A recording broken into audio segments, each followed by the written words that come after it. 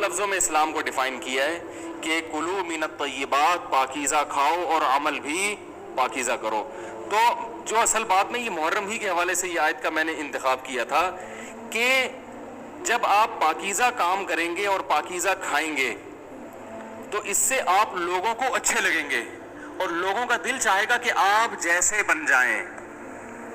سمجھ میں آ رہی بات؟ ایک مثال دیتا ہوں. دیکھو کوئی بھنگی ہو جو بیچارہ ہر وقت گندگی میں رہتا ہو، اسے آپ سمجھائیں کہ یار اچھی زندگی گزارو، صاف ستھرے ہو جاؤ. آپ نے کسی دن اس کو نہلا دیا، وہ بہترین کپڑے ڈیٹول سے نہلایا، سروس کروائی، کیونکہ ظاہر ہے وہ اتنے دنوں سے ایک کام کر رہا ہے تو وہ سروس کے بغیر دھلے گا نہیں. سروس کروائی آپ نے اس کی، خوب نہلا دھلا کے اس پہ اسپرے چھڑک دیا آپ نے، اور 3 دن تک کنٹینیو یہی کام کیا، تو آپ مجھے بتاؤ اس کو برا فیل ہوگا یا اچھا فیل ہوگا؟ کہے گا یار بڑا مزہ آیا. اس کے دل میں اپنے کام سے نفرت پیدا ہونا شروع ہو جائے گی. تو اچھی چیز میں، اچھی طہارت میں، پاکی میں اللہ نے اٹریکشن رکھی ہے. جیسے صاف ستھرا آدمی اچھا لگتا ہے، گندا اچھا لگتا ہے؟ صاف ستھرا اچھا لگتا ہے.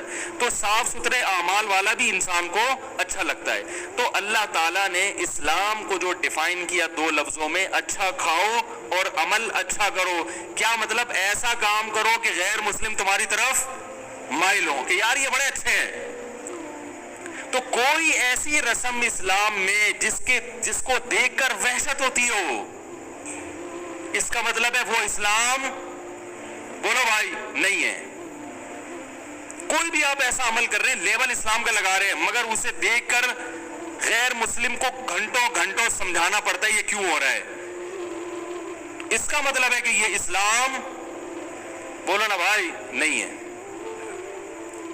تو آپ مجھے بتاؤ محرم میں جو کچھ ہو رہا ہے، کیا یہ غیر مسلم کو اسلام کی طرف مائل کرے گا؟ یہ عمل ہے بھائی؟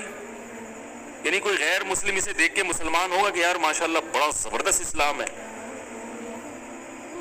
افسوس ہمیں اس پر ہے کہ دیکھو جن کا مسلک ہے، جن کا فقہ ہے، وہ جو کچھ کر رہے ہیں انہیں کرنے دو. اپنے بارے میں یہ فیصلہ کرو کہ ہم سنی ہیں یا شیعہ ہیں.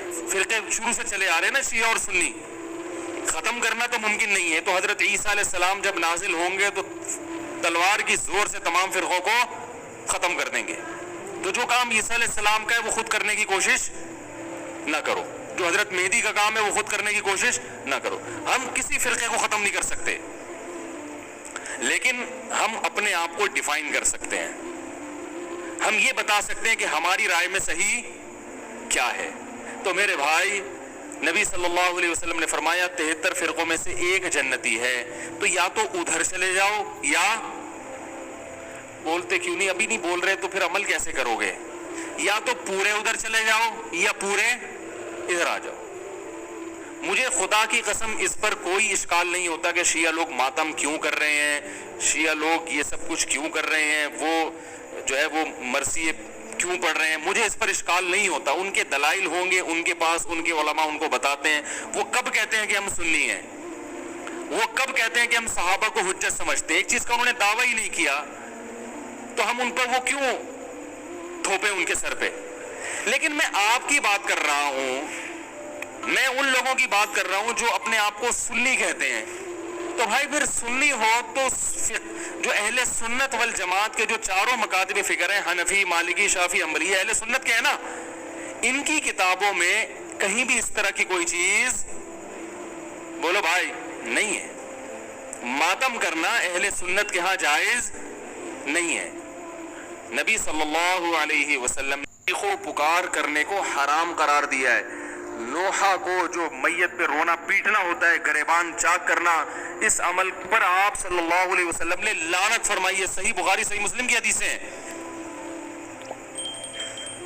حضرت جعفر طیار رضی اللہ تعالی عنہ، نبی کے سگے چچا زاد بھائی، میدان جنگ میں شہید ہوئے. 4 بیویاں بیوہ ہوئی ہیں، چھوٹے چھوٹے بچے یتیم ہو گئے. آپ نے ان کی بیویوں کو زور سے رونے کی اجازت نہیں دی. اتنا غضبناک ہوئے، جب وہ باز نہیں آئے آپ نے فرمایا ان کے منہ پہ خاک پھینک دو. حالانکہ بیوہ ہوئی ہیں، قابل ترس ہیں، لیکن چیخ کے رونے کی اجازت حالانکہ وہ تو اہل بیت میں سے تھے، حضرت جعفر طیار ظلماً شہید ہوئے تھے۔ ہماری نظر میں حضرت حسین رضی اللہ تعالی عنہ کا قتل کربلا میں یہ تاریخ کا بدترین ظلم،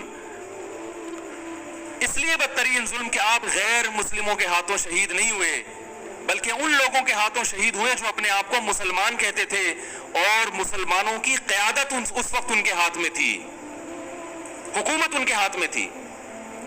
لیکن اس ظلم پہ اہل سنت والجماعت کے ہاں جو سنی ہیں، ان کے چاروں مکاتب فکر کے ہاں نہ رونے پیٹنے کی اجازت، نہ نوحہ کرنے کی اجازت، اور نہ میرے بھائی ماتم کرنے کی اجازت۔ میرے بھائی آپ لوگ اللہ کا واسطہ محرم میں مرثیے نہ لگائیں۔ ہر گاڑی میں کوئی نوحہ چل رہا ہے، کوئی شیعہ ہے تو ٹھیک ہے وہ کرے، سنیوں پہ یہ کام زیب نہیں دیتا، کیونکہ یہ منافقت ہے، پتہ ہی نہیں چل رہا آپ ادھر ہو یا آپ ادھر ہو،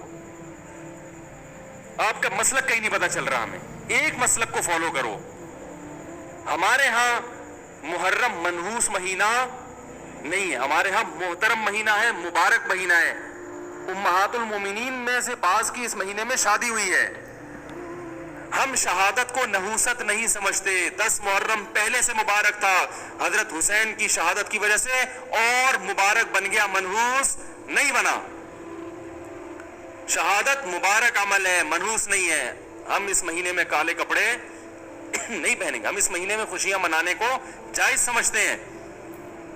لوگ کہتے ہیں ان کو حسین سے محبت نہیں ہے، محبت کا جو طریقہ حسین نے بتایا اس طریقے پہ عمل کرنا حسین سے محبت ہے، جو طریقہ حسین سے ثابت نہیں ہے اس طریقے پہ محرم کو منانا یہ محبت کا طریقہ ہماری رائے میں نہیں ہے۔ سمجھ میں آ رہی ہے بات کہ نہیں آ رہی ہے؟ اور ایک میں وضاحت کر کے بیان کو ختم کروں، بھائی یہ کوشش کریں گے نا، اس کی محرم نہ منحوس مہینہ ہے، نہ اس میں بلائیں نازل ہوتی ہیں، اس میں خوشیاں منانا بھی جائز ہے، اس میں نکاح کرنا شادی کرنا بھی درست ہے۔ یہ جو مشہور ہے محرم کی شادی ناکام ہوتی ہے، 100% غلط ہے۔ جو شیعہ حضرات ہیں وہ بچیں اس سے۔ ہمارے ہاں یہ بالکل اس کی اجازت ہے، آپ محرم میں نکاح بھی کریں، محرم میں آپ اپنے بچوں کا عقیقہ بھی کریں، آپ اس جو ہے جو بھی خوشیاں ہیں آپ اس کی کریں، تاکہ اسلام کا جو رخ ہے نا، اسلام میں کوئی مہینہ منحوس نہیں ہے، تاکہ غیر مسلموں کے سامنے کم از کم ہماری طرف سے جو اسلام پیش ہو وہ یہ والا ہو، ان کی طرف سے وہ والا ہو، غیر مسلم کے پاس آپشن ہو کہ بھائی دیکھ لو ان میں جو اچھا لگتا ہے وہ والا اسلام آپ فالو کر لو، لیکن آپ بھی ویسے ہی بن گئے تو پھر اسلام کا ایک رخ جائے گا ان کے سامنے۔ سمجھنے کی نہیں سمجھ رہے تو اس لیے یہ گھروں میں مرثیے نہ لگایا کریں۔ میتوں پہ نوحہ کرنا، غم منانا ہماری شریعت میں پسندیدہ، 3 دن تک تعزیت ہے بس، اس کے بعد نہیں۔ اور عورت کے لیے شوہر کے مرنے پر 4 مہینے 10 دن عدت ہے۔